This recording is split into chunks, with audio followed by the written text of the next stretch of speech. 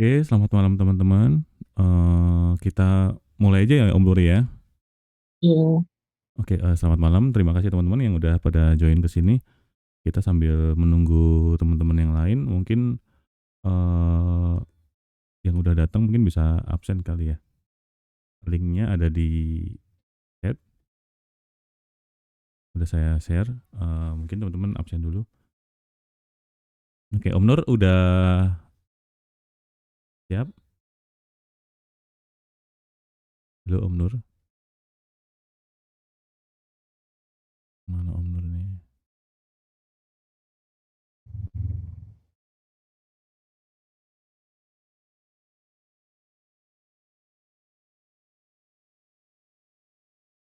Oke, halo Om Nur, Om Nur.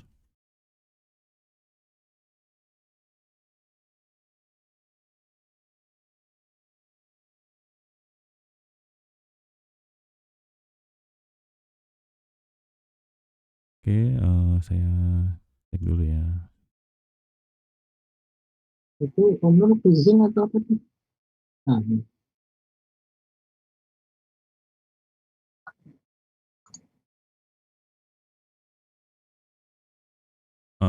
Oke, Yep.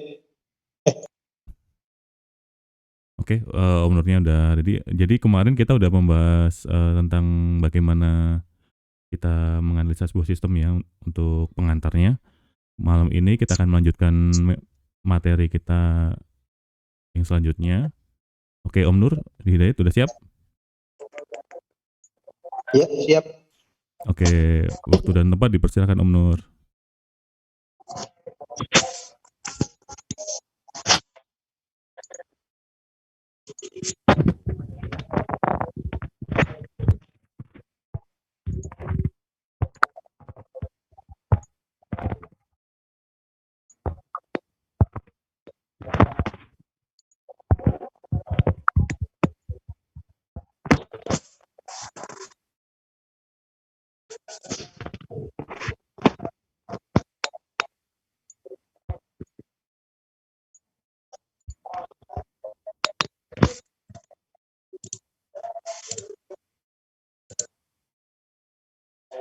Uh, Assalamualaikum warahmatullahi wabarakatuh. Salam sejahtera buat teman-teman semua yang hadir malam ini. Uh, Mudah-mudahan kita selalu sehat.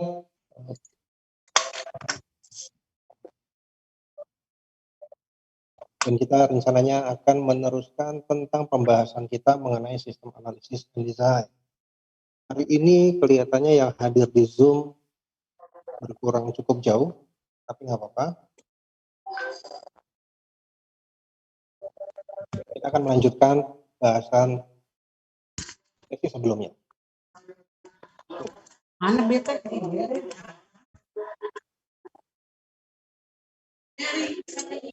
Kita review sedikit bahasan kita sesi sebelumnya, bahwa apa yang kita akan bahas dalam sistem analisis and design ini adalah meliputi software development life cycle, system analysis and design, database design, dan development case study.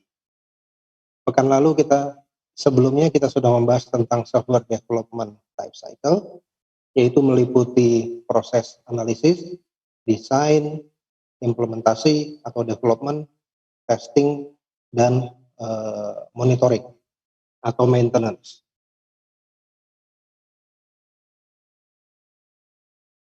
Jadi sebenarnya apapun metodologi yang dipakai, pasti ada bagian-bagian ini di dalam proses pengembangan sebuah perangkat lunak. Bagaimana kita mulai melakukan analisis sistem, maka framework atau mindset yang bisa kita pakai adalah 5W plus 1H. What, where, when, who, why, and how. Nah, ini yang bisa kita pakai sebagai cara kerangka kita berpikir. Kita review sedikit mengenai sistem analisis. Sistem analisis adalah sebuah proses untuk mengumpulkan dan mengartikan, menginterpretasikan fakta-fakta yang ada, kemudian mengidentifikasi masalah-masalah yang ada, kemudian mendekomposisi sistem menjadi sebuah komponen, menjadi beberapa komponen yang lebih mudah untuk di-manage atau diselesaikan. Selama proses analisis ini, kita juga mau nggak mau harus mempelajari sistem ini. Untuk mempelajari sistem yang lama, kita harus memahami keseluruhannya. Kemudian kita juga harus paham sistem yang berjalan itu tujuannya untuk apa.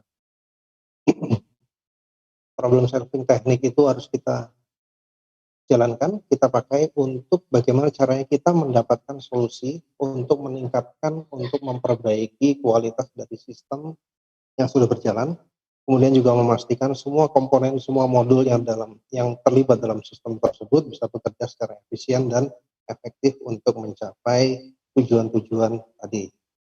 Nah, analisis yang pasti harus fokus kepada apa yang bisa dilakukan oleh sistem tersebut.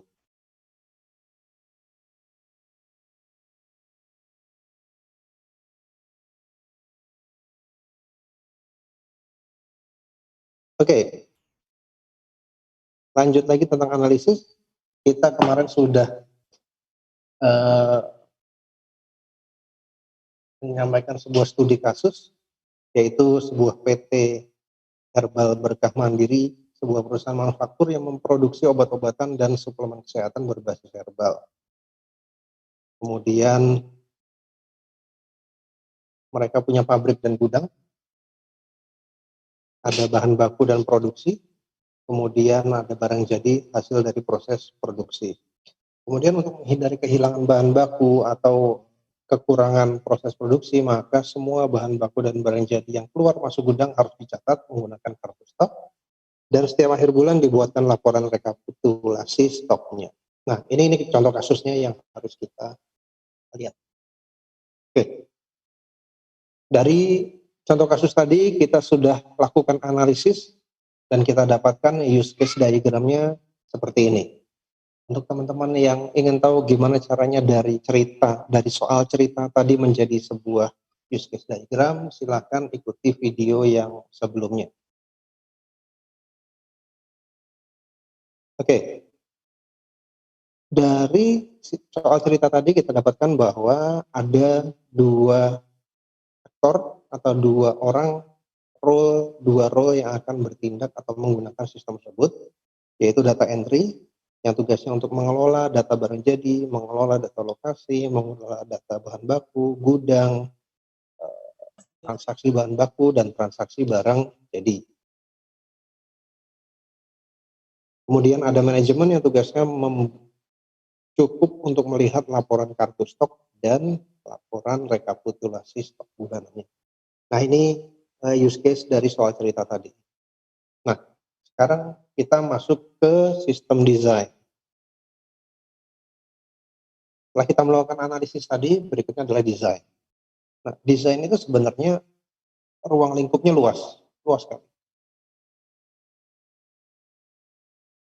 Kalau kita omong definisi dulu, desain itu adalah proses merencanakan sebuah sistem baru yang akan menggantikan sistem yang lama atau mengenhance, mengimprove sistem yang lama. Caranya bagaimana? Dengan mendefinisikan komponen-komponen atau modul yang memenuhi kebutuhan-kebutuhan yang kita tentukan di proses analisis sebelumnya. Sebelum melakukan desain, kita harus memahami dulu sistem yang berjalan itu seperti apa. Kemudian kita juga harus tahu bagaimana teknologi komputer yang ada itu bisa kita terapkan untuk memecahkan problem-problem masalah dan mencapai objektif atau tujuan yang sudah kita dapatkan di proses analisis sebelumnya. Fokus dari desain adalah how to accomplish the objective of the system. Objektifnya dari mana? Itu yang kita lakukan di proses analisis sebelumnya. Ya. Nah, sekarang itu tadi definisi dari desain itu sendiri. Sekarang yang mau kita desain itu apa?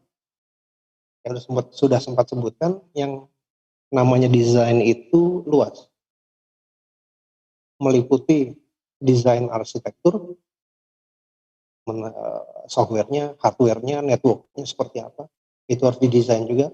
Logical design juga ada, misalnya flow-nya antar departemen, interaksinya seperti apa, itu bisa kita masukkan ke dalam cross-functional workflow, atau entity relationship diagram, atau data flow diagram, itu juga masuk logical design. Ada juga physical design, meliputi apa? User interface design. User interface itu masuk physical. User experience design, sebenarnya masuknya physical juga. Kemudian physical data design, agak sedikit berbeda dengan entity relationship diagram, nanti kita lihat bedanya seperti apa. Dan juga ada proses design. Ini meliputi contohnya activity diagram, atau kalau zaman dulu modelnya namanya flowchart, atau sequence diagram. Kalau ini biasanya sequence diagram kita pakai ketika kita membuat sistem yang berinteraksi dengan pihak ketiga, dengan API misalnya. Dengan API pihak ketiga, kemudian dengan katakanlah legacy system. Nah, itu yang kita buat dalam sequence diagram. Ada lagi state diagram. Ini kalau kita bikin sistem yang real time, state diagram harus kita buat. Sistem real time seperti apa sih? Sistem real time itu contohnya apa ya? Sistem yang saya dulu pernah waktu kuliah itu bikin riset tentang bagaimana membuat sistem yang bisa menentukan berapa lama sebuah lampu merah itu bisa hidup atau lampu merah itu mati. Jadi kalau jam sibuk mungkin lampu merahnya bisa lebih lama, lampu hijaunya lebih sedikit dan seterusnya. Itu dihitung pakai machine learning sampai menentukan jam sekian, kalau misalnya jam sibuk maka lampu merahnya harus sekian detik, lampu hijaunya sekian detik dan seterusnya. Nah itu pakai state chart. Jadi tiap-tiap lampu merah ada state-nya sendiri-sendiri, apa dia hijau, dan dia merah, dia kuning dan seterusnya. Nah itu namanya proses design. Nah dari sekian banyak hal yang harus kita desain ini, nah bahasan kita kali ini hanya fokus kepada database. Jadi mungkin kita akan membahas tentang entity relationship diagram dan physical data design. Oke. Itu mengenai desain tadi. Jadi kita batasi bahasan kita mengenai desain itu tentang database saja, karena nggak mungkin kita bahas semuanya. Itu sama aja kita kuliah satu semester atau mungkin kuliah 3-4 tahun gitu ya. Nah, jadi kita coba bahas tentang database saja. Nah, ketika kita membuat desain sebuah database, kita harus tahu sebuah database yang bagus itu seperti apa. Sebuah, katakanlah ya, seorang pemimpin yang baik itu seperti apa? Pasti punya sifat atau karakteristik seperti apa. Sebuah aplikasi yang bagus itu seperti apa? Itu pasti ada karakteristik. Nah, database design yang bagus juga ada karakteristik. Nah, kenapa sebuah desain database yang baik itu penting? Urgensinya apa sih sebenarnya? Karena kita ngomong data apapun ya, apalagi sekarang zamannya big data, maka data itu adalah fondasi dari aplikasi kita. Aplikasi kita bisa dibilang nggak ada apa-apanya tanpa data. Kita ngomong tentang machine learning, itu butuh data. Kita ngomong tentang AI, butuh data. Ngomong apapun sekarang butuh data. Kemudian, well-designed database is easy to understand. Sebuah database yang didesain dengan baik, itu akan dengan mudah dipahami. Kemudian, well-designed database secara umum akan kinerjanya akan lebih baik dan lebih cepat. Nah, kira-kira gini alurnya. Sebuah poorly designed database atau database yang didesain dengan kurang bagus, pada akhirnya akan berujung kepada aplikasi yang didesainnya atau dibuatnya juga kurang bagus. Ujungnya apa? Secara performance akan pasti jelek, lambat jalannya aplikasinya. Jadi sebenarnya bukan aplikasinya yang salah atau sistem database-nya yang salah, tapi desainnya yang salah, membuat jadi aplikasinya jadi kurang bagus. Datanya mungkin kacau juga, chaotic data. Ujungnya akhirnya apa? Difficult to maintain and enhance. Pada akhirnya ujung-ujungnya setelah ini bukannya aplikasinya di enhance, tapi justru di rebuild, dibuat ulang. Ya sayang sekali kan jadi. Oke. Ini Ini urgensi sebuah database yang desain database yang baik. Nah, ketika kita ngomong sebuah desain ini, ketika kita bicara tentang metodologi pengembangan perangkat lunak, kalau kita pakai waterfall, salah desain kita mundurnya akan panjang sekali. Karena desain itu dari awal. Nah, ini urgensinya. Sekarang karakteristiknya seperti apa? Sebuah database desain yang baik, karakteristiknya kira-kira ada beberapa hal. Pertama, apa yang kita butuhkan dari database itu? Database functionality-nya kita pakai untuk apa? Umumnya untuk sekedar transaksi atau untuk analitik, itu akan berbeda. Kemudian kita juga harus memecah break your data into logical pieces. Kita harus pecah-pecah datanya menjadi beberapa bagian yang secara logis terpisah ya.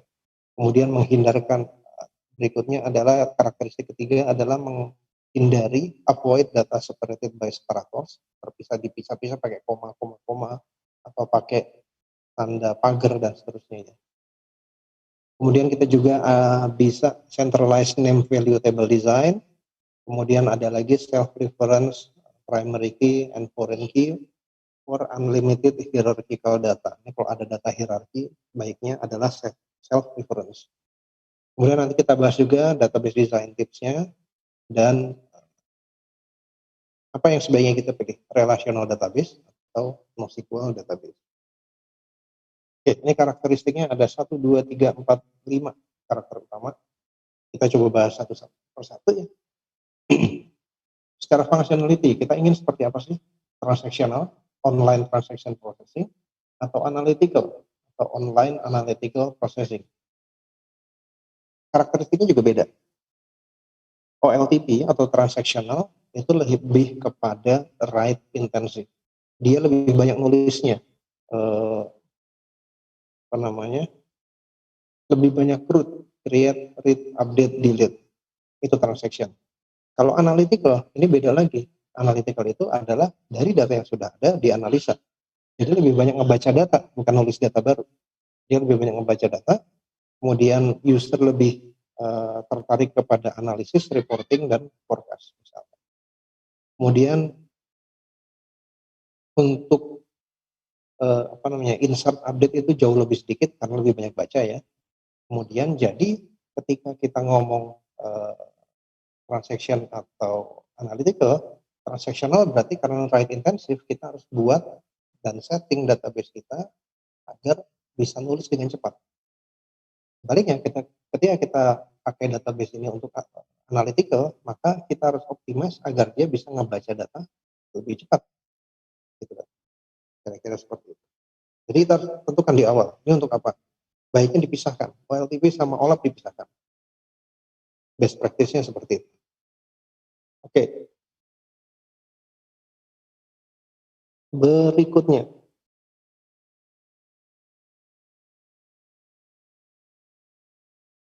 Ini dia.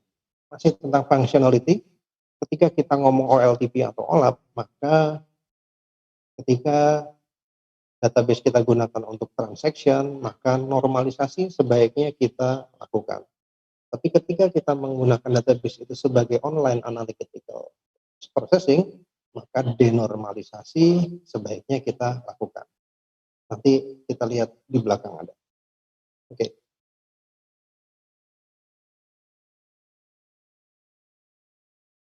Itu karakteristik pertama, karakter yang pertama, yaitu kita mau pakai sebagai apa? Analitik atau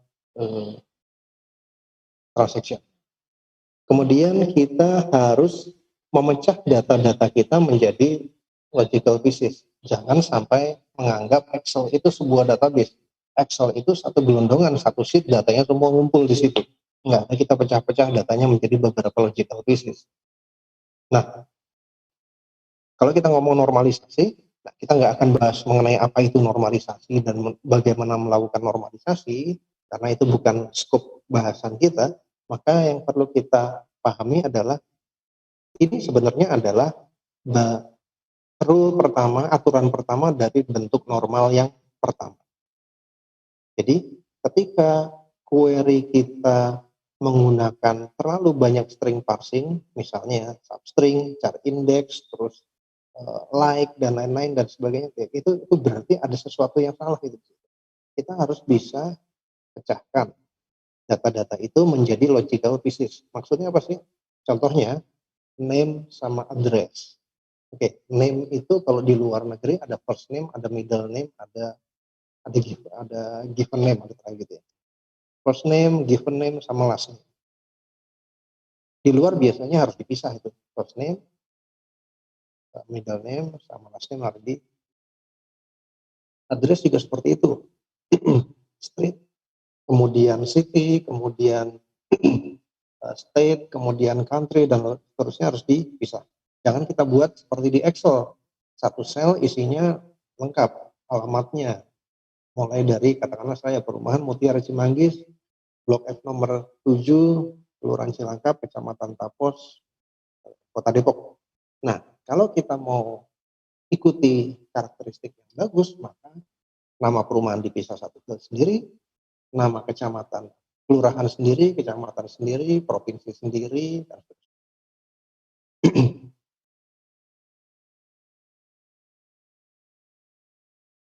nah, ketika kita sudah memecahkan data-data kita menjadi beberapa bagian, maka nanti ketika melakukan query akan jauh lebih bersih. Nggak ada tadi substring, nggak ada char index, nggak ada position, nggak ada string replace, dan seterusnya. Jauh lebih bersih. Kira-kira seperti itu.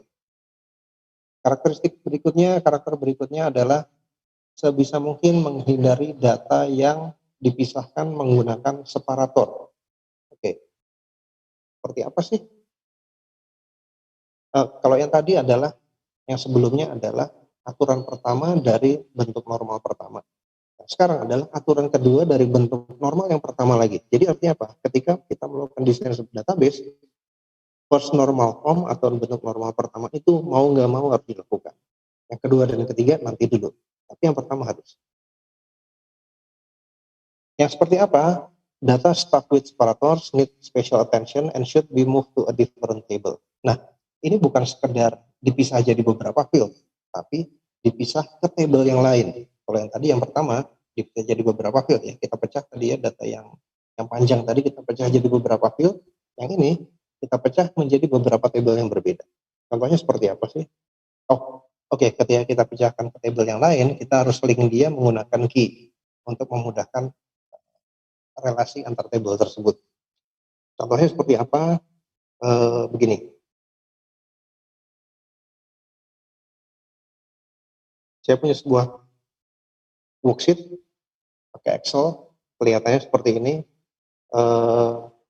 Nama mahasiswanya, kemudian dia mengambil mata kuliah apa, kemudian dia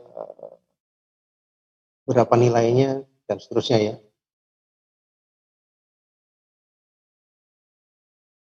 Nah, data ini kita lihat bahwa di silabus yang diambil, dia mengambil jurusan fisika dan mata kuliahnya matematik. Ada data lain jurusan matematik, mata kuliah yang diambil adalah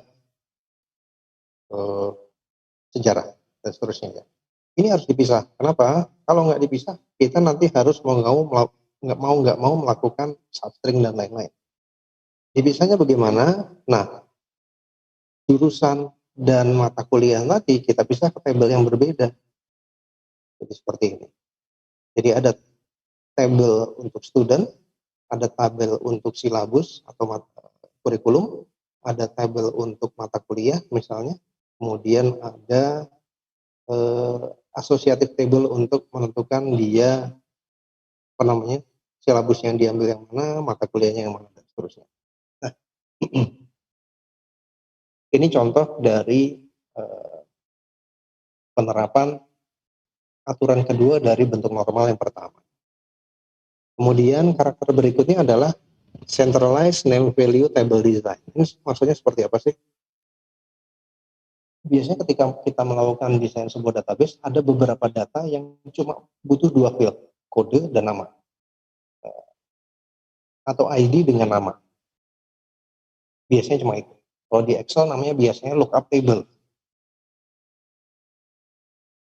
Nah, bagaimana untuk hal yang seperti ini kita biasanya bikin table untuk, katakanlah ya, ada table khusus kelurahan, kecamatan. Bikin table sendiri, kelurahan, table kecamatan, table provinsi, table country, dan seterusnya. Jadi kalau kita ngomong seperti itu ya ada 4 table. Kelurahan, kecamatan, kabupaten, provinsi, negara, ada 5 table. Nah, ketika kita melakukan desainnya sebenarnya nggak ada masalah.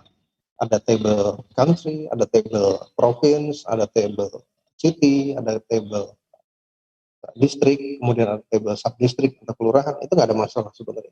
Tapi ada salah satu cara kita sebenarnya bisa menggabungkan beberapa table tersebut menjadi satu table saja, tapi menambahkan satu tipe seperti ini.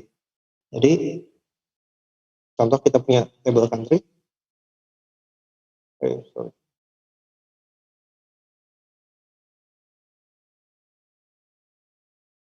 Kita punya country table, kemudian kita punya di sini contohnya adalah mata uang. Cuma 2 field yang sama, code sama description. Dia ada code sama description juga. Ini kita gabung menjadi satu table saja, seperti ini. Tapi ditambahkan tipe untuk membedakan jenis lookup-nya apa. Di sini kita sepakati bahwa 1 untuk country data, 2 untuk currency data. Jadi kalau kita misalnya gunakan tadi cara ini untuk menyimpan data kelurahan, kecamatan, kabupaten, provinsi, dan negara, maka kita bisa punya ada 5 tipe untuk masing-masing itu. Kegunaannya apa? Adalah ketika kita nanti perlu lookup hal yang lain, mungkin kita nggak perlu nambahin table baru. Cukup nambahin jenisnya aja yang baru. Nggak perlu ngotak-ngatik database di database, tapi cukup di level aplikasi. Oke, ini name value table design untuk yang lookup tables. Nah, sekarang satu lagi adalah self reference. Ini karakter yang cukup keren lah, katakanlah seperti itu. Nah, kita biasanya punya data yang bentuknya parent child, bentuknya hierarki. Contohnya seperti apa ya? Kalau kita ngomong aplikasi accounting, maka pasti ada hierarki child of account. Mulai dari harta itu dibagi 2, harta lancar dan harta tidak lancar. Harta lancar dibagi lagi menjadi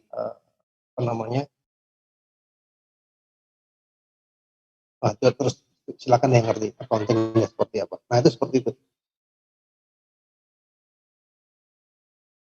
Atau multi level marketing, atau sales, atau sistem organisasi. Di atasnya ada direktur, di bawahnya ada manager, di bawahnya manager ada supervisor gitu ya. Atau multi level marketing ada upline, di bawahnya ada downline, di bawahnya downline ada downline lagi, dan seterusnya. Nah, kita pakai self reference tujuannya adalah apa? Jadi kita cukup punya satu table saja, table employees katakanlah. Tapi kita bisa tentukan satu field manager ID untuk menentukan siapa manajer dia. Contohnya seperti ini. Salesman 1 adalah manajer dari sales 2 dan sales 3. Sales 2 adalah manajer dari sales 4. Sales 4 adalah manajer atau supervisor dari sales 5 dan 6. Nah, ini kalau kita menggunakan self reference, maka kita akan punya hierarki yang bisa dibilang unlimited. Seperti itu. Oke. Baru saja tentang karakter-karakternya. Mudah-mudahan bisa mengikuti. Berikutnya adalah yang mau saya bahas adalah tentang tipsnya. Ketika kita mau membuat database, nah ini lebih kepada desain database relasional ya. Oke, database desainnya seperti ini. Tips yang pertama, saya selalu ketika membuat desain database atau coding, selalu menggunakan bahasa Inggris. Use English for table and field naming. Kesepakatannya adalah kalau satu table pakai jamak, maka semuanya jamak. Kalau satu table adalah singular, semuanya singular. Contohnya, table customers. Nah, itu jamak pakai S belakangnya. Tapi kita ngomong bahasa Inggris. Jadi bahasa Inggris itu enak, kalau jamak tuh tinggal tambahin S aja belakangnya. Tabel kategori ya, tapi kalau dijamakkan jadi kategoris. Selalu gunakan bahasa Inggris. Selalu gunakan bahasa Inggris. Kenapa? Tujuannya untuk siapa tahu aplikasi kita nanti dibeli sama Google gitu kan. Kalau sudah pakai bahasa Inggris enak. Kemudian gunakan konsisten, well defined and consistent name for table and column. Contohnya adalah tadi, kalau tabelnya namanya customer, maka field ID-nya adalah customer ID, customer name, dan seterusnya. Terus nggak usah menambahkan suffix atau prefix. Contohnya misalnya school table atau TBL school. School aja cukup, atau customers aja cukup. Nggak usah customer table atau table customer, nggak perlu. Karena apa? Ketika kita ngomong database relasional, maka dia adalah table. Kecuali ketika kita ngomong bukan table, ya misalnya stock prosedur, index, dan lain-lain, mungkin baru kita gunakan prefix atau suffix. Tapi untuk table, nggak usah. Cukup nama entitiesnya aja. Kemudian ketika kita menyimpan data di database, selalu encrypt password atau di hash. Jadi di hash atau di encrypt. Ini udah standar. Jadi terutama ketika saya pernah terlibat di pemerintahan, aplikasi itu sudah standar password harus di hash atau di encrypt. Kenapa? Ketika ada audit IT, pasti akan jadi temuan ketika aplikasi kita tidak melakukan enkripsi atau hashing untuk password. Kemudian setiap table pasti ada ID. Maka saya sarankan ID-nya harus integer auto increment, seperti itu. Meskipun nggak digunakan sekarang, tapi nanti akan kepakai. Kemudian tips selanjutnya adalah sebisa mungkin pilih integer data type untuk indexing. Jadi kalau memungkinkan ya, contohnya adalah apa? Foreign key sebaiknya, karena dia ngambil data dari primary key-nya sebaiknya integer. Jadi ketika pindah ke table turunannya biar jadi integer juga. Integer ketika di index akan jauh lebih cepat secara performance. Kemudian selalu gunakan constraint, foreign key, check, not null untuk data integrity. Jadi sebisa mungkin jangan menyerahkan seluruh kontrol data itu ke aplikasi. Database juga harus ngecek. Kemudian, ini satu lagi, biasanya programmer ketika coding nggak bikin komentar, nggak bikin dokumentasi. Sama ketika database juga nggak ada dokumentasi. Sebisa mungkin kita bikin IR skemanya, kemudian kasih keterangan. Kalau misalnya nama tabelnya itu nggak sesuai dengan tujuannya, kita nggak tahu, mungkin nama tabelnya disingkat, itu harus dikasih komentar. Atau kita bikin trigger, prosedur, dan sebagainya, harus dikasih komentar. Kalau nggak ada dokumentasi, kesian yang akan maintain aplikasi berikutnya. Kemudian pakai index untuk tabel-tabel yang besar. Kemudian image atau blob dipisahkan ke tabel yang berbeda.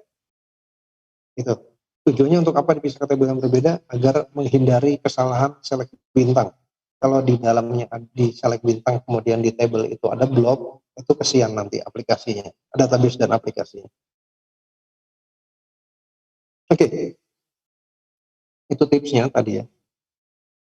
Nah, ketika kita mendesain yang berhubungan dengan database, sekarang kita ada dua pilihan biasanya, relasional atau NoSQL. Tapi rupanya kita mungkin nggak perlu memilih salah satu, bisa saja kita pilih dua-duanya. Karena apa? Nggak semua database itu cocok untuk semua kebutuhan bisnis. Dan sekarang banyak perusahaan yang memanfaatkan keduanya, DBMS relational DBMS dipakai, NoSQL juga dipakai. Masing-masing punya kelebihan dan kekurangan, nah tinggal kita manfaatkan kelebihannya seperti apa. NoSQL banyak sangat populer sekarang karena kecepatan dan kemudahan dia untuk scalability-nya ya.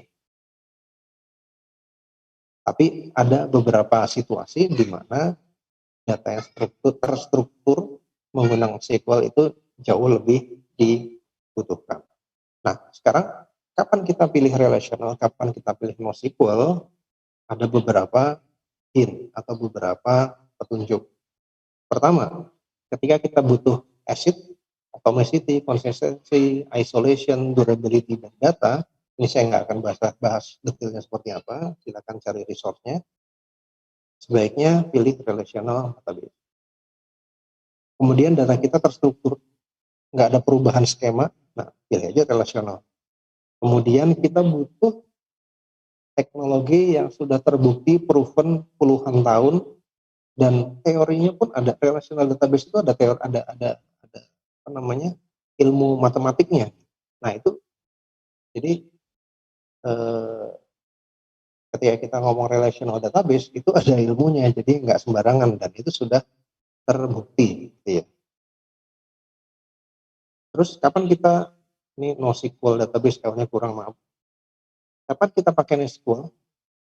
Ketika kita mungkin butuh menulis banyak data, ngebaca urusan belakangan, tapi nulis dulu banyak data. Dan strukturnya nggak jelas. Nah, ini dia. Jika kan ngomong struktur yang nggak jelas, sebaiknya mulai pure NoSQL. Kemudian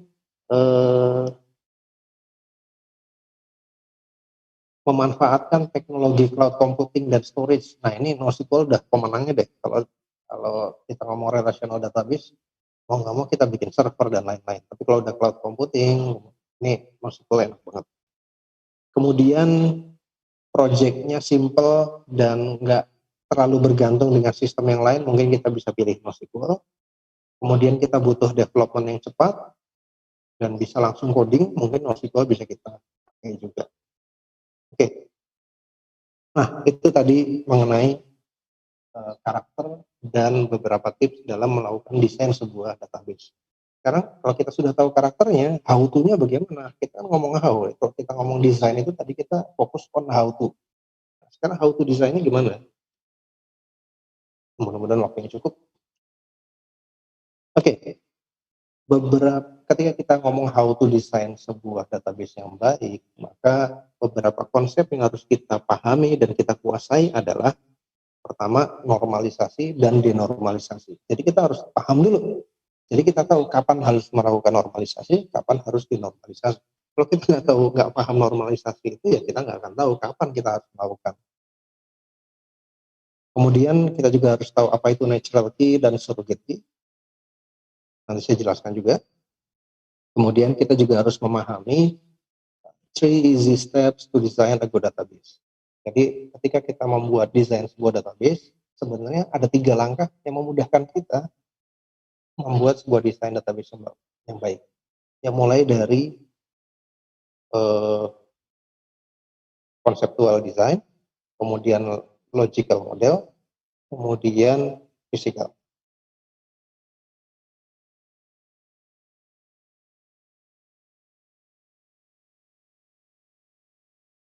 Ya, sekarang kita bahas satu persatu.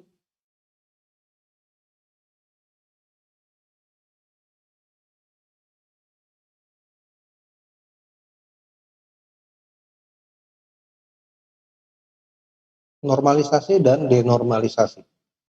Jadi sebenarnya intinya ketika kita waktu kuliah, kita kan diajari normalisasi, mulai dari normalisasi pertama sampai ke macam-macam, sampai ke 6. Dan kita harus bisa, selama waktu kita kuliah, kita harus bisa melakukan normalisasi sampai level 6. Tapi perlukah itu sampai ke level 6? Kelihatannya belum, enggak juga. Kenapa? Ketika kita ngomong dunia bisnis, maka normalisasi tetap harus dilakukan, tapi secukupnya, seperlunya. Tujuannya untuk apa? Untuk meningkatkan performance. Kalau normalisasinya terlalu rendah, bisa dibilang nggak melakukan normalisasi, akibatnya adalah repetisi data terlalu banyak. tujuan dari normalisasi itu kan tujuan dari normalisasi adalah menghilangkan repetisi data, menghilangkan duplikasi data. Itu tujuan dari normalisasi. Kalau kita nggak melakukan normalisasi, sudah pasti ada repetisi data. Tapi terlalu over normalisasinya, nanti yang terjadi adalah jumlah tabelnya jadi terlalu banyak, dipecah terlalu banyak. Jadi ketika kita mau ambil datanya, kita harus join ke banyak tabel. Akibatnya apa? Kalau kita under normalization, maka terjadi banyak repetisi data, secara storage jadi membengkak. Kemudian kalau kita over normalisasi menjadi terlalu banyak table kecil-kecil, sehingga harus join, pada akhirnya apa? Dua-duanya malah membuat kita mendapatkan performance yang kurang baik. Jadi yang perlu kita lakukan adalah yang sedang-sedang saja, yang tengah-tengah aja. Kira-kira. Nah, sekarang tinggal nanti mungkin seberapa jauh kita harus lakukan normalisasi. Nah, ini susah juga nih, kan tergantung pengalaman dan tergantung aplikasi yang kita buat juga. Seperti itu.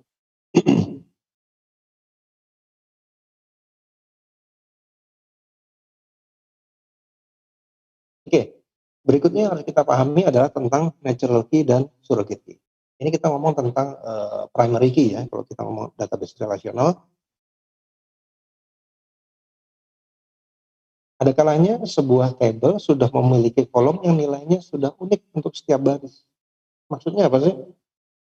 Nah, kolom yang seperti ini yang sudah dari sananya, dari sononya unik, itu namanya natural key dan bisa kita jadikan sebagai primary key. Bisa kita jadikan ya, bukan harus, bisa kita jadikan. Contohnya apa sih? Contohnya adalah NIK, nomor induk kependudukan. Setiap warga negara pasti punya NIK yang berbeda, kecuali dia punya 2 KTP, NIK-nya pasti 2 biji, gitu ya. Apalagi ya, NIM, nomor induk mahasiswa, pasti semua mahasiswa di kampus tersebut ya, kampus bersangkutan sudah punya nomor yang unik. Nomor mahasiswa itu pasti unik. Kalau sekarang apa ya? NISN ya, nomor induk standar nasional, sekolah nasional ya, harus ada. Semua pelajar di Indonesia punya NISN. Kalau dosen punya NIDN, nah itu ya. Itu pasti unik. Setiap mahasiswa punya nilai unik bahkan sampai seluruh Indonesia. Nah, kolom yang seperti ini, yang dari sana unik, sudah bisa kita jadikan sebagai primary key. Bisa. Tapi best practice-nya adalah kita menambahkan surrogate key. Apa itu surrogate key? Surrogate key adalah key yang di-generate oleh database, biasanya berupa field integer yang nilainya auto-increment. Contohnya kalau di MySQL ada field ID, field integer yang auto-increment. Kalau di Postgres ada field integer yang field serial. Di Oracle kita bisa bikin field integer kemudian kita tambahkan sequence. Di SQL Server ada field identity. Nah, seperti itu. Surrogate key. Nah, sekarang kalau kita punya ada surrogate key, ada natural key yang tadi NIK tadi misalnya, atau NIM nomor induk mahasiswa, atau NISN nomor induk sekolah nasional gitu ya. Nah, yang natural key tadi cukup kita jadikan sebagai unique index. Jadi ada dua ya, ada primary key fieldnya integer, ada NIK yang kita tambahkan unique index di kolom tersebut. Tujuannya buat apa? Nanti akan kelihatan seperti ini. Contoh paling gampang adalah nomor surat. Nomor surat itu biasanya harus unik, gitu ya. Ketika nomor surat A, kemudian dia punya refer atau ada beberapa data yang refer ke surat tersebut. Nah, ketika nomor surat itu diubah, data yang refer yang lainnya nggak akan berpengaruh. Kira-kira gitu sih. Nah, ini ya tadi ya. Dua konsep yang harus dipahami dulu ketika membuat desain database. Nah, sekarang auto-nya nih, yang 3 easy step tadi. Kita ada requirement, requirement berdasarkan soal cerita di proses analisis yang sebelumnya tadi. Perusahaan tadi Herbal Bekah Mandiri ada di beberapa lokasi, ya, gitu ya. Setiap lokasi ada beberapa gudang. Kemudian sistem juga harus bisa mengetahui stok barang di masing-masing gudang warehouse. Kemudian ada jenis barang yang tersedia, ada raw material atau bahan baku dengan finished good atau barang jadi. Kemudian sistem harus mencatat semua transaksi barang masuk. Kemudian sistem juga harus mencatat semua transaksi barang keluar dan membuat laporan kartu stok dan rekap bulanan. Nah, ini kebutuhannya. Nah, dari sini apa yang harus kita lakukan ketika kita membuat sebuah desain database? Yang pertama adalah kita harus tentukan entitasnya apa saja yang kelihatannya akan terlibat dari semua ini. Pertama, lokasi. Kemudian gudang, sudah pasti ya. Ada data barang, ada jenis barang. Nah, kenapa saya seperti ini? Yang tadi ada centralized name value table design. Itemnya ada dua macam, barang baku dan barang jadi. Kemudian transaction punya ada dua, ada barang masuk, ada barang keluar. Nah, dari sini kita punya entity yang harus kita lakukan. Langkah pertama adalah bikin konseptual model.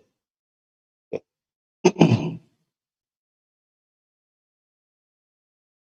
Oke, dalam konseptual model yang kita lakukan adalah apa?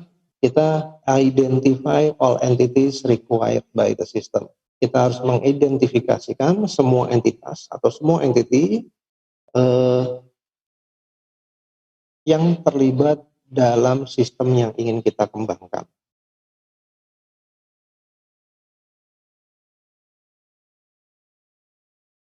Oke.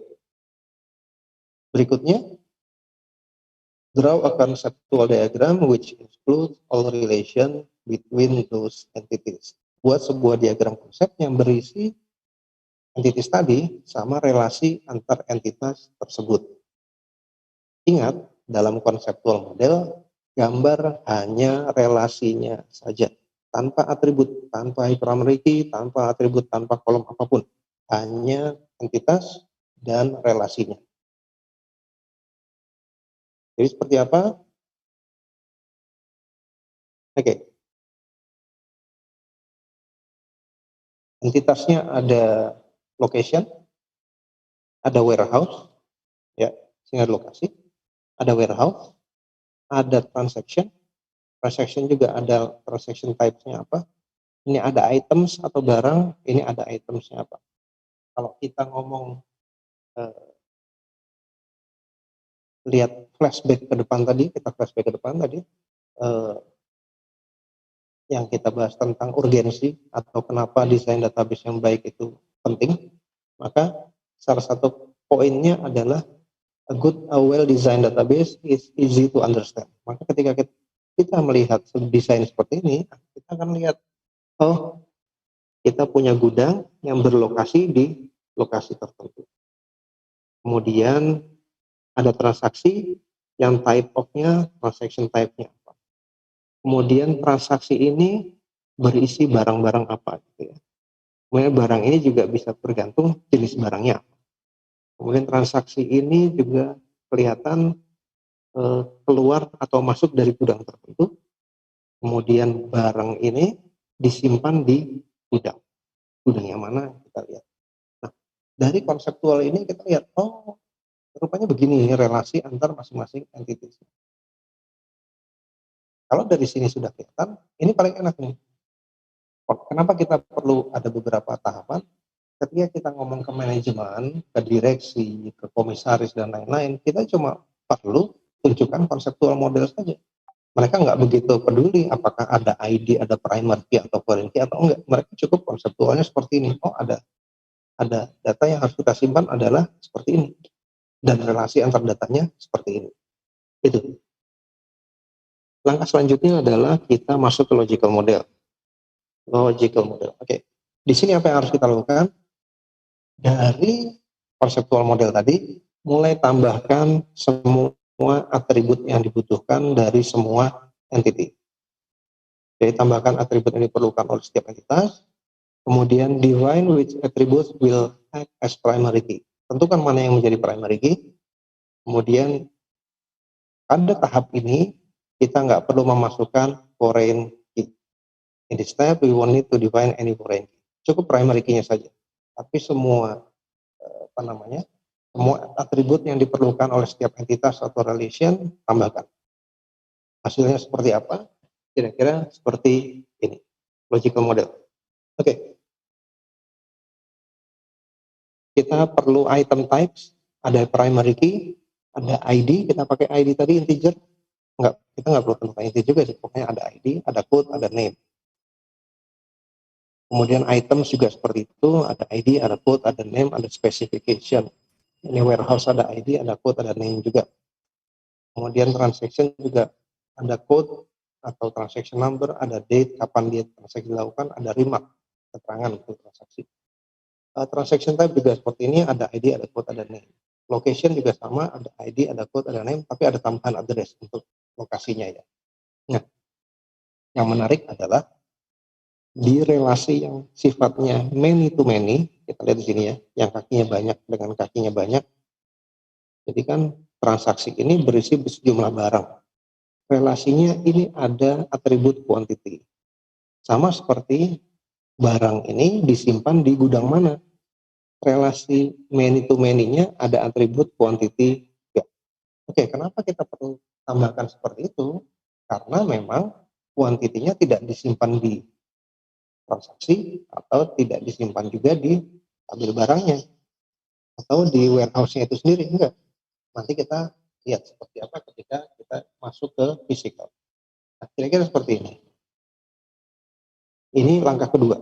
Ketika kita ngomong seperti ini, model seperti ini bisa kita sampaikan kepada tim development. Development programmer contohnya. Ya. Nih, programmer, saya punya desain seperti ini. Ini entity ya.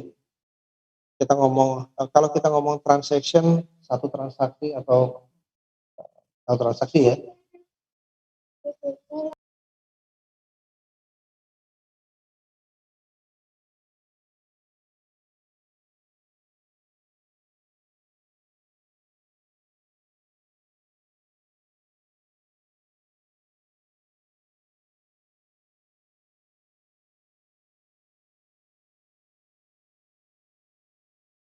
Oke, ini mengenai konseptual dan logical model. Oke, Om Tigor, saya izin break sebentar ya, 5 minutes. Oke Om. Iya.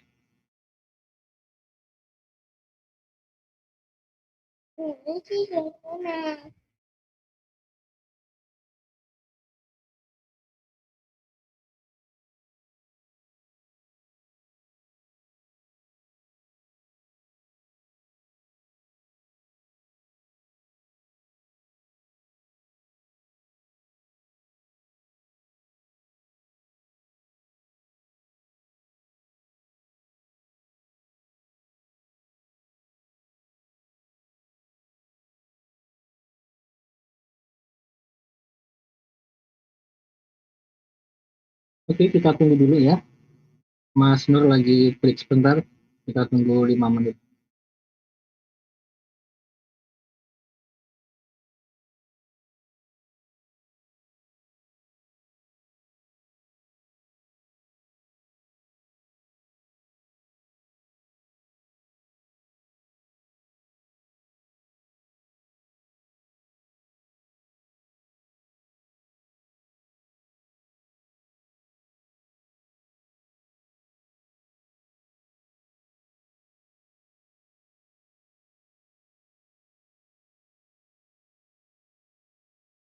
Oke, Om Luri lanjut.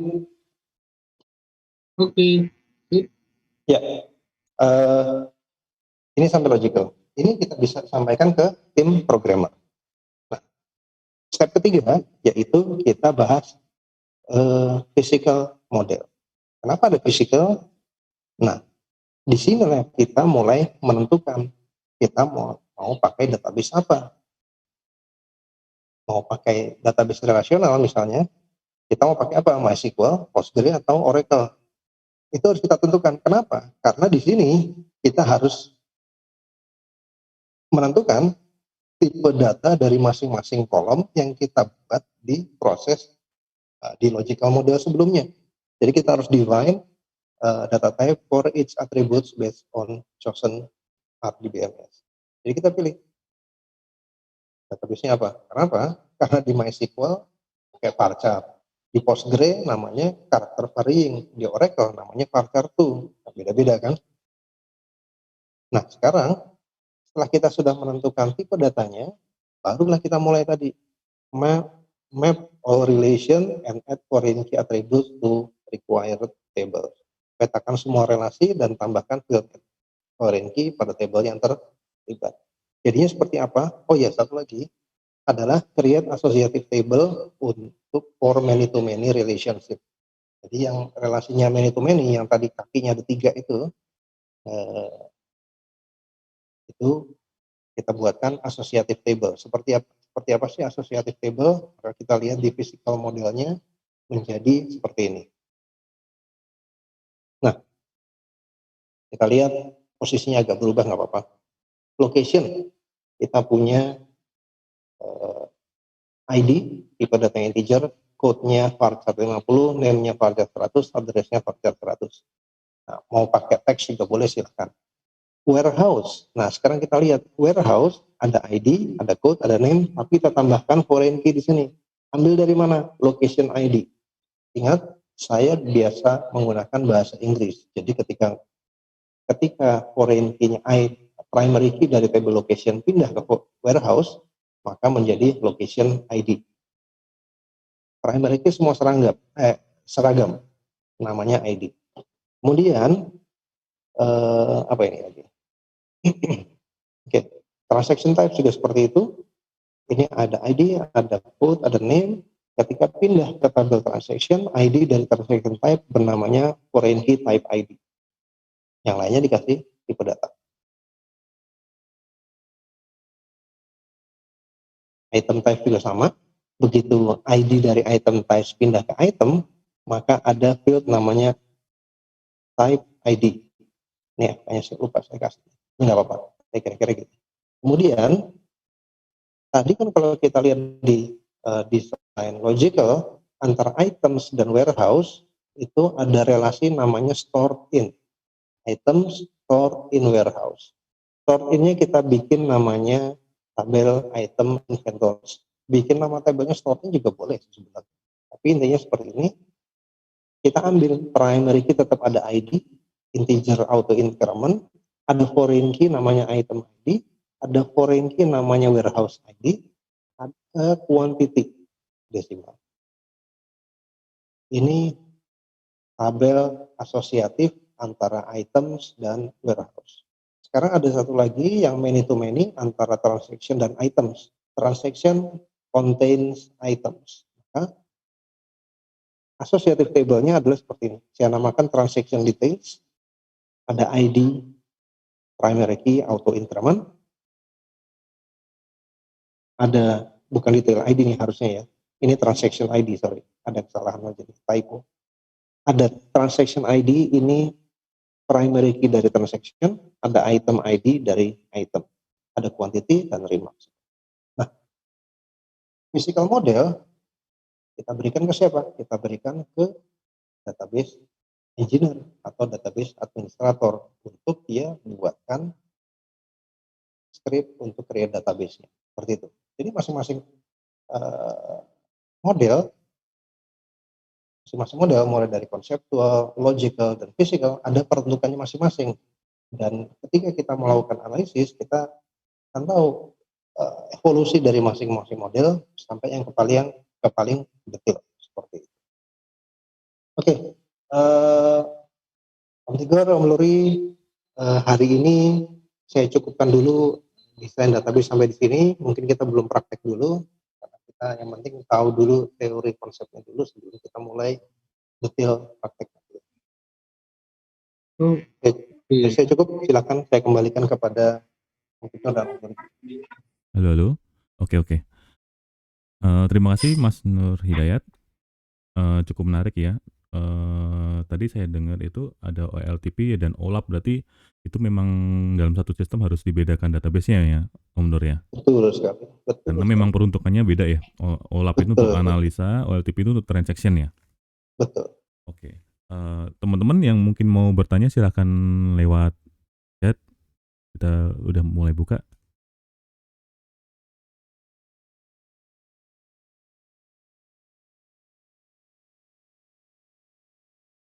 Lalu untuk sistem yang berbasis transaksi itu kita bisa nggak sih menggunakan NoSQL? Maksudnya itu apakah bagus atau kita tetap menggunakan relational aja, Mas Sur? Oke. Enggak. Kalau kita ngomong transaksi, sebenarnya transaksinya macam-macam. Transaksi kan nggak harus namanya relasional juga. Sebagai contoh seperti apa ya? Ketika kita ngomong, mungkin yang paling gampang adalah Facebook. Facebook itu kan setiap kali posting ada komentar. Itu cukup pakai NoSQL. Itu rate intensive transaction proses. Dia lebih kepada online transaction. Apa? Ya karena memang transaksinya memang dia posting istilahnya komentar dan status gitu ya. Nah, itu nggak apa-apa kita pakai NoSQL. Memang kita bisa dapatkan kecepatan dari proses input datanya, dan yang namanya komentar itu kan bisa dibilang nggak ada relasi dengan yang lain-lain. Jadi ketika kita memilih menggunakan NoSQL itu nggak ada masalah. Kan kita pilih relational database itu ketika ada relasi antar data yang lain. Nah, untuk komentar kan nggak ada relasi, jadi nggak ada masalah kalau pakai NoSQL. Jadi no problem. Oke, berarti nggak ada masalah ya NoSQL untuk sistem yang berbasis transaksi ya, menurut ya? Betul. Oke, ini ada pertanyaan dari Mas Wisnu, mau tanya jika membuat ID seperti ini transkrip 001 boleh nggak ya? Oh, ini maksudnya kayak seperti yang kayak ID transaksi itu ya? Iya. Oke. Jika membuat ID seperti trans 01 boleh atau enggak? Boleh banget. Tapi itu yang tadi, trans 001 ini masuk kategori natural key. Baiknya nggak usah jadi primary key, boleh dia kita jadikan key tapi unik. Kita tambahin indeks untuk field ini, indeksnya unik, tapi kita tetap punya yang namanya surrogate key atau ID yang auto increment. Jadi boleh, nggak ada masalah. Oke, tapi mungkin perlu hati-hati ketika sistem itu digunakan oleh beberapa user sekaligus ya? Ya, betul. Kan bisa Jadi duplicate ya? Betul, kita harus bisa membuat sebuah mekanisme untuk memastikan ketika ada beberapa user yang akses bersamaan, dia tidak generate ID atau code atau nomor transaksi yang sama. Oke, mungkin kita lanjut lagi ke pertanyaannya Mas Yusuf. Kalau lihat model konseptual bentuknya kok mirip diagram kelas ya? Apakah betul? Mirip kelas diagram, bisa jadi betul sekali. Karena apa? Karena kita ngomong entity ya. Kalau kita ngomong entity, kelas itu kan juga termasuk entity. Jadi memang mirip banget gitu ya. Ya, mungkin memang kelas diagram sama entity itu memang mirip-mirip ya, tapi kalau misalnya kita ngomong lebih detail ke sistemnya itu banyak perbedaannya. Karena kan kelas Betul. diagram kan menunjuk ke lebih ke code-nya ya, ke aplikasinya ya. Betul. Jadi kalau misalnya mungkin ada teman-teman yang mencoba menggunakan .NET Framework atau .NET Core, itu kita bisa create class. Jadi code istilahnya mereka metodologinya itu code first. Kita bikin coding dulu, kelas-kelasnya semua kita siapkan, termasuk member properties dari semua kelas itu. Bahkan masing-masing kelas itu bisa punya properties yang dari kelas yang lain. Itu bisa kita buatkan langsung generate otomatis tabelnya berdasarkan kelas tadi. Jadi memang begitu. Jadi memang logical model itu mirip-mirip sama kelas yang di aplikasi. Oke, ini ada pertanyaan dari Om Cahyo. Om Nur, untuk kasus aplikasi yang harus bisa berjalan offline ketika koneksi internet terputus dan begitu koneksi primary key server mana? Oke. Ketika kita bikin aplikasi yang offline, ketika online dia otomatis sinkron dengan yang online gitu ya. Untuk primary key prefer yang mana? Oke, kalau untuk kasus kayak gini kelihatannya ketika ngomong ID auto increment agak sulit. Kenapa? Karena khawatirnya bentrok. Tapi kita bisa akalin. Nah, kalinya begini. Untuk yang offline dia kelipatan 2, yang online kelipatannya bukan 2 gitu. Atau misalnya yang offline ganjil, yang online itu genap gitu misalnya. Jadi nggak akan bentrok. Cara lain adalah untuk kasus kayak gini, mau nggak mau kita pakai istilahnya apa ya? UUID, Universally Unique Identifier atau GUID ya. Memang dia string 36 karakter, tapi itu menjamin bahwa tidak akan bentrok dengan data yang di online gitu ya. Tapi ya ini trade off ya, mau pakai integer bisa, tapi kita harus memastikan nggak sampai bentrok, atau ya pakai GUID tadi, dan tidak bentrok sama sekali. Oke. Nah paling gampang sih kalau mau mudah ya pakai yang tadi, yang GUID tadi ya, karena pasti nggak akan bentrok. Pakai GUID ya ininya ya. Iya betul.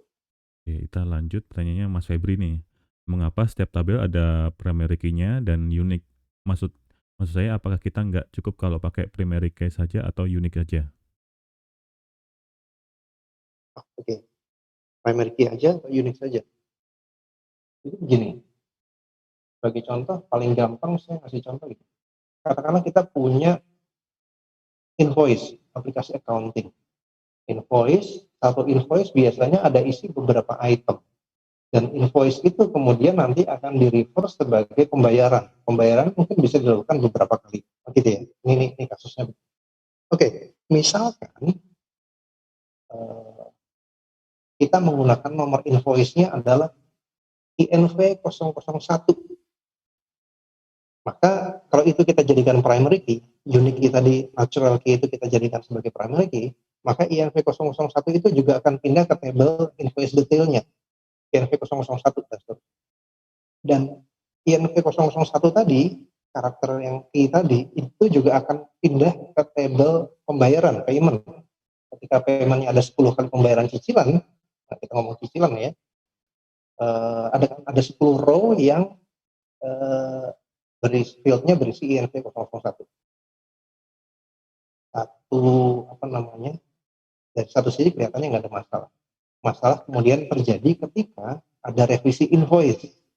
Ketika ada revisi invoice, biasanya kebijakan perusahaan nomor invoice-nya diubah. Bukan lagi INV 001, tapi jadi INV 001X. Nah, kalau kita ngubah primary key kan nggak mungkin. Mungkin sih sebenarnya, tapi kita harus memastikan bahwa semuanya akan ikut berubah. Semua key yang ada di details ikut berubah jadi INV 001X. Semua key yang ada di pembayaran payment juga harus berubah jadi INV 001X. Kalau table yang terlibat cuma segitu ya nggak masalah. Tapi kalau table yang terlibat banyak gimana? Itu jadi masalahnya di situ. Kecuali kalau kita menggunakan ID-nya auto increment. Ketika yang kita gunakan surrogate key, maka yang pindah ke table lain sebagai reference adalah surrogate key tadi. Kode unique INV 001 nggak ikut pindah ke table yang lain. Jadi ketika ada perubahan field itu menjadi INV 001X, nggak akan mengacaukan data-data details invoice, nggak akan mengacaukan data pembayaran, nggak akan mengacaukan data-data jurnal, data buku besar, dan lain-lain. Seperti itu. Oke. Oh, ini saya ada pertanyaan menarik nih, Om Nur. Jadi tadi menyambung OLAP dan OLTP ya? Ya. Apakah setiap sistem itu harus ada OLAP-nya? Kan kalau OLTP itu kan kayaknya semua sistem tuh acuan utamanya OLTP ya, Om Nur ya, relasinya ya. Ya, biasanya begitu. Nah, apakah itu semua sistem itu harus ada database untuk OLAP-nya atau ada case-case tertentu ketika kita, oh ini harus ada database OLAP-nya nih? Paling gampang ketika kita perlu OLAP adalah ketika kita perlu sistem yang merangkum atau membuat rekapitulasi data-data transaksi tadi. Itu mau nggak mau kita harus bikin OLAP. Paling gampang di situ. Jadi contohnya gini, kalau kita punya data transaksi, kita mau melihat transaksi setiap bulan ada berapa banyak orang sih yang menggunakan layanan ini, atau seberapa banyak sih orang yang membeli barang A, atau berapa banyak orang, atau barang ini terjual berapa banyak, yang beli dari daerah mana saja. Nah, itu sebaiknya kita tidak query ke base table OLTP-nya, tapi kita buat OLAP-nya atau data warehouse-nya. Query nanti ketika kita melakukan reporting, ya ambil data dari OLAP yang tadi. Struktur datanya bisa jadi berbeda dengan OLTP. Karena tadi apa? Kalau kita ngomong OLAP sama OLTP itu pasti ada normalisasi. Di OLAP pasti dilakukan denormalisasi. Tujuannya apa? Untuk mengurangi join ke banyak table. Jadi cukup query ke satu table. Kira-kira gitu.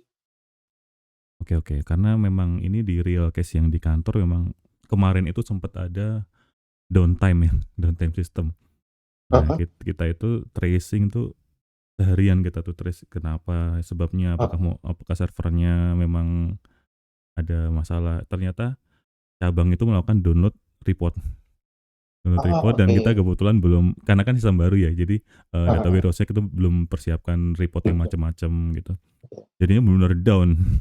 Akhirnya Jadi memang dengan ngerti. terpaksa itu menuntut kita tutup. Kita tutup, kita generate tiap hari. Oh, Jadi memang OLAP itu memang penting ya untuk aplikasi sistem-sistem terutama yang untuk gede mungkin ya, yang kayak inventory system. untuk data yang gede sudah pasti butuh. Kenapa? Sebaiknya nggak query join ke table yang gede-gede, itu udah pasti bikin bikin servernya batuk-batuk gitu ya. Oke, ini ada pertanyaan selanjutnya dari Mas Muhammad Arif Umuja. Untuk field dengan pola tertentu, misal isi dari field tersebut adalah kode reservasi, apakah tetap membuat ID sebagai primary key? Oh, ini kayak yang tadi ya. Iya, sama. Eh, kalau kalau kita ngomong apa namanya seperti tadi kode reservasi, sama kasusnya. Ketika kode reservasinya berbeda, berubah. Ketika kita gunakan kode reservasi itu sebagai primary key dan digunakan di banyak tempat di tempat lain, kasusnya pasti akan sama. Ketika ada perubahan reservasi, ya kita harus merubah semua data yang refer tadi. Kalau pakai surrogate key kan enggak. Gitu. Oke, dari Mas Hari, untuk rancangan database yang diimplementasikan oleh beberapa programmer dengan masing-masing modul berbeda, seperti apa yang modalnya? Apakah database-nya terpisah-pisah? Oke, nggak harus sih disatukan juga nggak apa-apa. Atau mau bikin microservice ya mungkin dipisah juga nggak apa-apa. Tapi microservice pun kadang-kadang dia akses database sama sih. Jadi sebenarnya sih nggak ada masalah juga, nggak harus dipisah ya.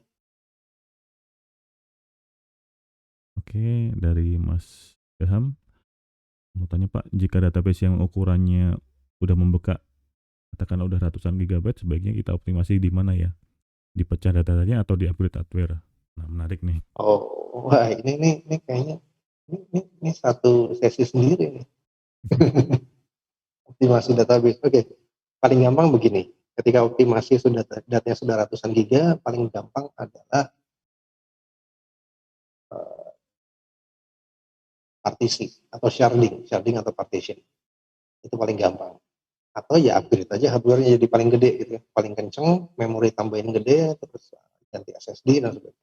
Ya tinggal tergantung masing-masing budgetnya seberapa itu. Tapi paling gampang adalah kalau sudah ratusan giga datanya, kalau data transaksi kita bisa partisi berdasarkan tahun misalnya. Karena kan kalau query data transaksi biasanya per bulan atau per tahun. Jadi kita bisa.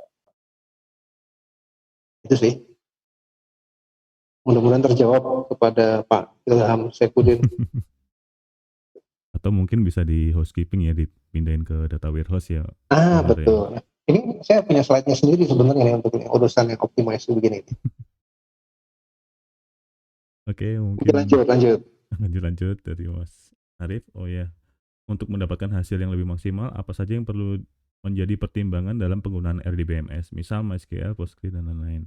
Atau NoSQL. Oh, ini pemilihan ya, MySQL atau NoSQL gini ya. Ya, kalau kita ngomong mau pilih yang mana, RDBMS atau NoSQL, tadi kan sudah ada slide-nya mana itu.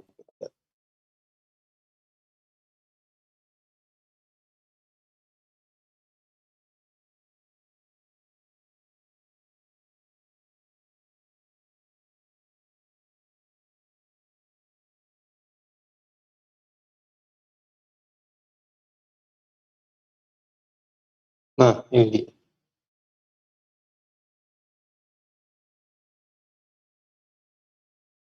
Ketika kita mau pilih yang mana, RDBMS atau NoSQL, ini ada beberapa konsiderannya seperti ini. Tapi ketika kita mau milih, oke, kita mau pilih RDBMS. RDBMS yang mana nih? MySQL atau Postgre atau Oracle atau yang mana? Itu tergantung kebijakan masing-masing perusahaan. Kalau mau yang free, ya pakai MariaDB atau Postgre. Atau mau yang berbayar, ya pakai MySQL Enterprise atau pakai Oracle dan lain-lain. Itu tergantung budget dan kebijakan masing-masing. Tapi umumnya ya kalau kita ngomong relational database, yang biasanya database pertama adalah MySQL, ya mulai dari situ aja sebenarnya nggak apa-apa.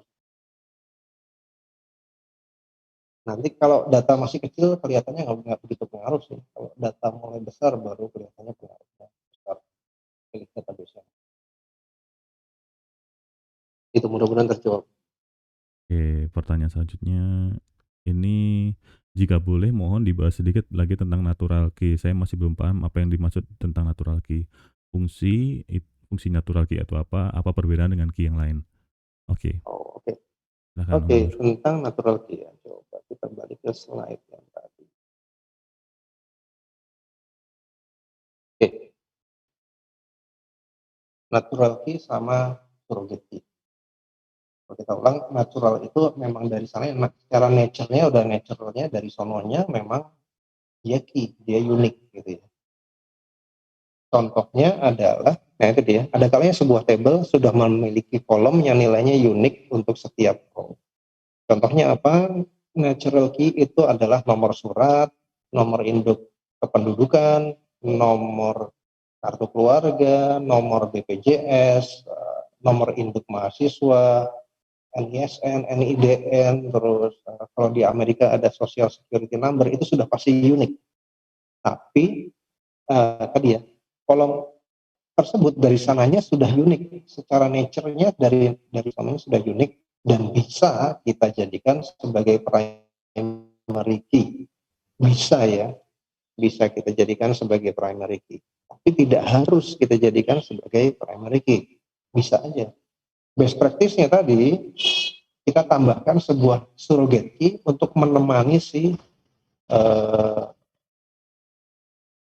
primary key tadi ya, si natural key tadi.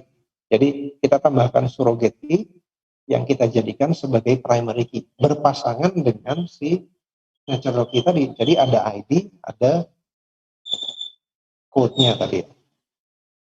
Seperti apa implementasinya? Implementasinya adalah kalau kita lihat di logical model udah kelihatan. Di sini ada ID ini adalah primary key, tapi primary key ini adalah sekaligus surrogate key. Surrogate key yang kita jadikan sebagai primary key. Di sini ada code, yaitu natural key. Kita jadikan dia sebagai unique key saja. Tetap berpasangan. Tujuannya untuk apa? Ketika ada perubahan code tidak akan mengacak-acak table data di table yang lain. Kenapa? Ketika kita bikin katakanlah transaction ini ya, nomor transaksi 001. 001 ini ya akan tetap cuma ada di sini aja kan dia sudah pasti unik gitu ya. Tapi ID-nya, ID yang apa namanya? ID yang surrogate kita tadi itu akan dibawa ke table antara seperti ini. Kelihatannya di sini. Oke. Di transaction ada ID ini ID, dia akan berubah menjadi, oh jangan yang ini deh, biar jelas. Ini ada item ID, dia akan dibawa menjadi tabel di sini.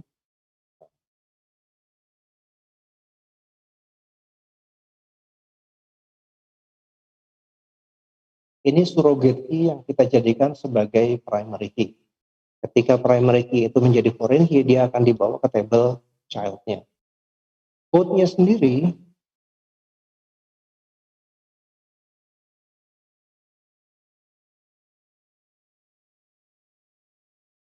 code-nya, ini ada code sini, nggak dibawa kemana-mana, dia tetap unik. Jadi ketika kita ubah-ubah kode materialnya atau kode barcode-nya, nggak akan berpengaruh ke transaksi yang sudah tersimpan. Seperti itu. Jadi itu kenapa harus ada unique key, kenapa natural key dijadikan sebagai unique key, dan kita tambahkan surrogate key yang kita jadikan sebagai primary key. Jadi kita tidak menjadikan natural key itu sebagai primary key, tujuannya seperti ini, agar tidak ada kebingungan di antara kita kalau ada perubahan dari primary key. Oke, berarti Itu kalau Mas Tigor. disimpulkan natural key itu walaupun itu unik, tapi kalau di real case-nya itu bisa ada kemungkinan berubah ya. Betul sekali. Jadi untuk menghindari itu mendingan didampingin sama surrogate key itu ya, Mas Ray. Betul. Contohnya adalah kalau misalnya NPWP kita ketika terdaftar di kantor pajak katakanlah Bekasi, sekian. Ketika kita pindah ke tempat lain, NPWP itu berubah pada orang yang sama. Gitu. Ya betul. Oke, ini dari kita lanjut ya dari Om Cahyo. Jadi indexing itu kan sebenarnya dua mata pisau ya ibaratnya ya, bisa mempercepat, tapi kalau nggak tepat itu bisa malah memperlambat. Nah itu tipsnya supaya tidak salah dalam memilih field mana yang mau diindeks. Oke. Tipsnya untuk indexing efektif untuk meningkatkan performance. Oke. Paling gampang adalah indeks itu yang sudah pasti ada indeks, ada primary key dan foreign key pasti sudah ada indeksnya. Tergantung tapi kalau misalnya kita pakai database Oracle, foreign key belum tentu ada indeksnya, itu harus dibuatin. Jadi kita mesti tahu juga karakter masing-masing database. Tapi kalau kita pakai MySQL dan Postgre, maka ketika kita bikin primary key otomatis dibuatin indeks, ketika kita bikin foreign key otomatis juga dibuatkan indeks di belakangnya. Jadi nggak perlu kita bikin indeks sendiri. Nah sekarang ada indeks tambahan nih. Paling gampang adalah apa? Paling gampang kita bikin indeks untuk semua field yang terlibat di where clause. Jadi kalau kita bikin query biasanya ada select from where. Where-nya itu biasanya ada macam-macam. Ada where A sama dengan ini, B sama dengan ini, dan seterusnya. Kita bikin indeks, urutan di where harus sama dengan urutan field yang ada di indeks. Kalau nggak sama, indeksnya pasti nggak tepat. Itu tips yang paling gampang. Mudah-mudahan terjawab. Oke. Berarti indeks yang ya amannya yang di where itu yang di indeks ya menurutnya? Ya, betul. Yang ada di where clause itu di indeks, dan urutan field yang di indeks harus sama dengan urutan where clause-nya juga. Gitu. Oke. Terus ini lanjut lagi, ada dari Mas Arif lagi nih. Karena dalam desain database perlu ada yang namanya key yang merupakan gabungan dari 2 atau 3 field. Oh ini composite key ya, sehingga menjadi unik. Kata hal tersebut, mohon pencerahan contoh dan best practice-nya. Oke. Contoh dan best practice-nya. Nah, biasanya kan ketika kita harus bikin composite key, dia harus ada beberapa field untuk jadi unik. Composite key, meskipun unik, bisa juga kita jadikan primary key, tapi tidak best practice. Kenapa? Ketika composite key kita jadikan primary, maka ketika dia jadi foreign key tempat lain, sejumlah field itu juga harus dibawa semua gitu. Itu kan jadi nggak praktis gitu. Nah, nggak ada masalah sebenarnya. Misalkan kita ingin contohnya nih ya, transaction. Tadi kita ngomong tentang transaksi. Ini bisa jadi kita bikin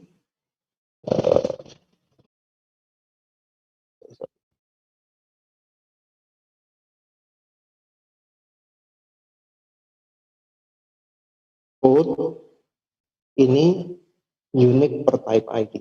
Artinya begini.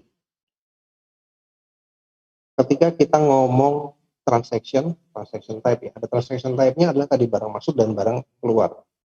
Oke.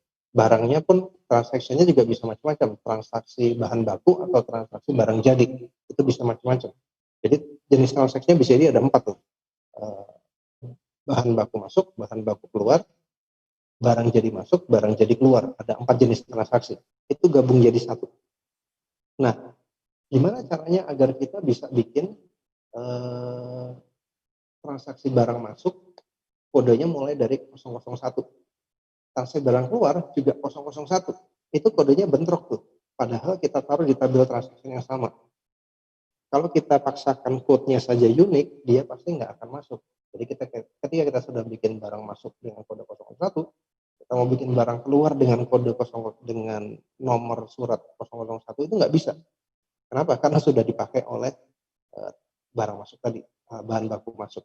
Nah, gimana caranya biar tetap bisa masuk gitu ya? Itu kita jadikan dua field, code dan type ID unik. Jadi yang unik itu bukan cuma code-nya saja, tapi yang unik itu adalah code dan type ID. Dengan cara begini, kita bisa memastikan bahwa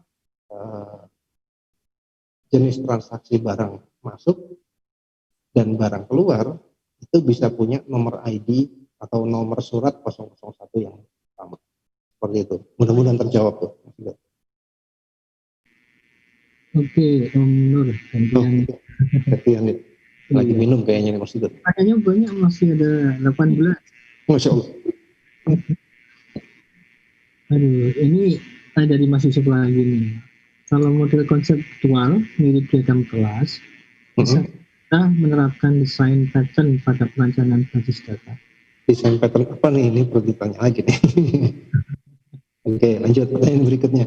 Iya, next class ya.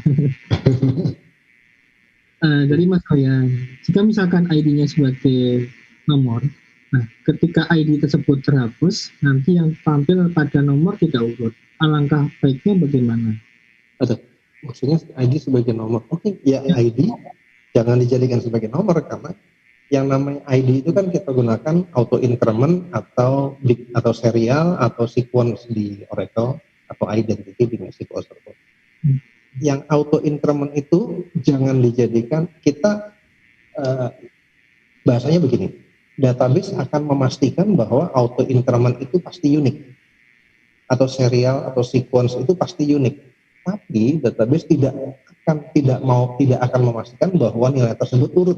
Nah itu ya, atau nggak loncat-loncat, dia pasti unik tapi tidak tentu urut gitu ya. Nah, gunakannya sebagai ID, tapi jangan gunakan sebagai nomor.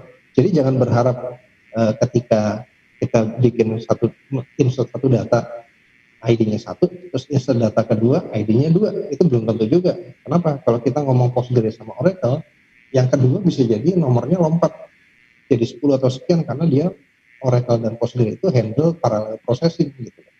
Jadi seperti itu, dia memastikan auto increment atau serial atau sequence tadi pasti unik, tapi dia tidak memastikan bahwa dia itu urut. Jadi jangan gunakan ID surrogate sebagai nomor, gitu ya. Ini masih kaitan sama menghapus nih. Oke. Perspektifnya mana nih? Menghapus ditandain dihapus atau secara fisik suatu row dihapus? Oke, ini tergantung kebijakan masing-masing. Harus dihapus atau harus hard delete atau soft delete. Itu yang paling tahu adalah si pembuat aplikasi masing-masing. Saya nggak bisa ngasih tahu mana yang paling bagus. Oke. Karena kaitannya kan ada tidak boleh ada data yang hilang, tapi yang terhapus benar. Oke, lanjut ke pertanyaan berikutnya dari Mas Ika Prasetyo. Pak, mohon penjelasannya mengenai normalisasi, bagaimana step by step menganalisa normalisasi agar tidak terjadi dependensi saat misal ada perubahan data atau tanggal. Oke, mohon penjelasan mengenai normalisasi, bagaimana step by step menganalisa normalisasi agar tidak terjadi dependensi saat misal ada perubahan data atau oke. Saya nggak bisa jelasin di sini kenapa, karena skop kita bukan bahasan ini. Pengen bener jawab tapi bukan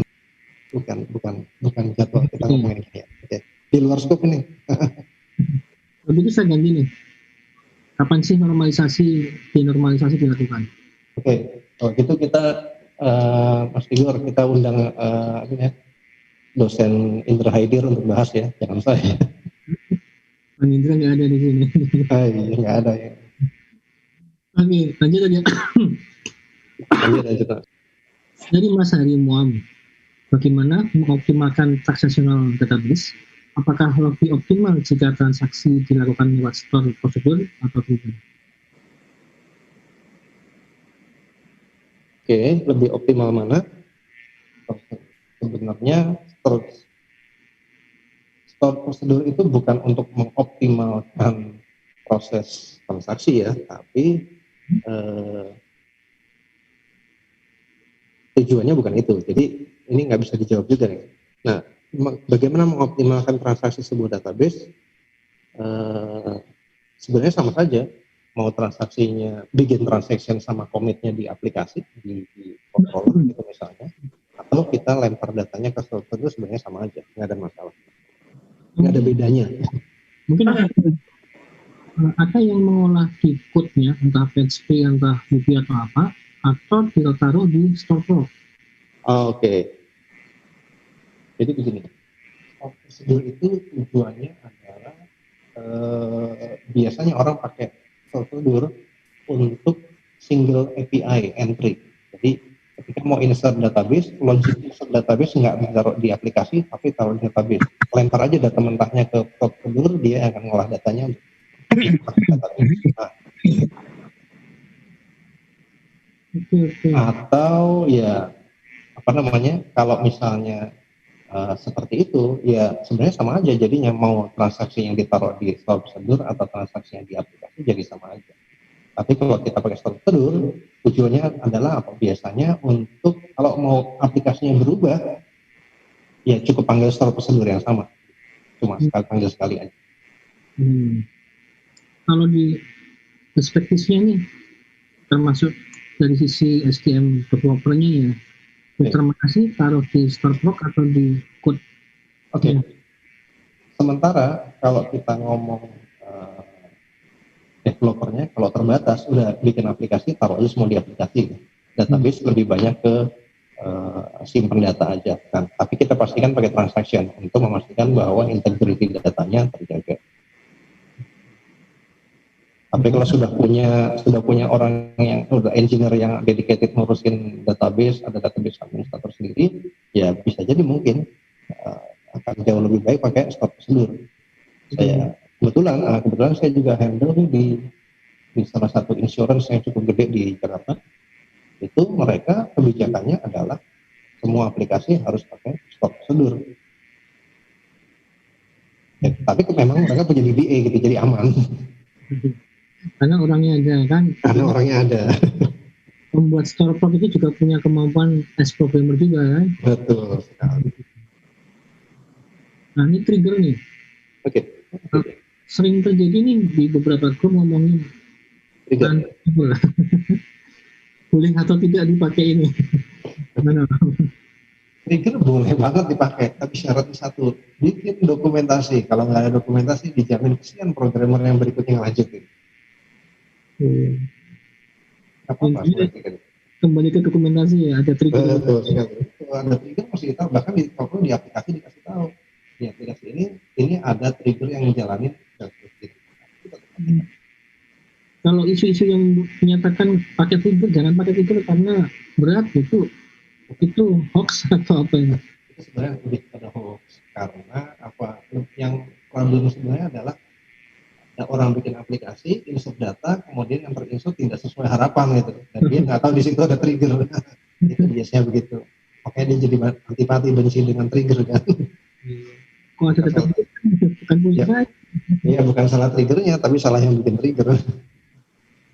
Intinya boleh-boleh aja ya, asal tahu aja dan ada dokumentasi. Betul sekali. Dalam hal apapun, developer, BA atau siapapun lah, itu perlu dokumentasi, jangan cuma di. Oke, habis ini pertanyaan. Oke, alhamdulillah habis juga. Ya, cocok banget jam 21 lebih 4 menit. Om Tigor, silakan. Halo Om Tigor. Halo. Ya, lanjut Om. Oke, makasih Om Nur. Sebenarnya menarik ya pembahasan kali ini ya. Bagaimana best practice-nya bikin database, relasinya, terus sampai ke OLTP dan OLAP-nya ya. Oke, Senin depan mau bahas apa ini Om Nur? Kisi-kisinya Om Nur? Kita rencananya Senin depan itu coba dari desain yang kita bikin sampai ke model, kita buat tabelnya, script-scriptnya untuk itu termasuk yang belum kita bahas di sini adalah tadi kan ada gimana caranya bikin laporan kartu stok dan rekapitulasi menggunakan SQL tadi. Oke, jadi minggu depan udah mulai ke database physicalnya, Om Nur ya? Betul. Oke.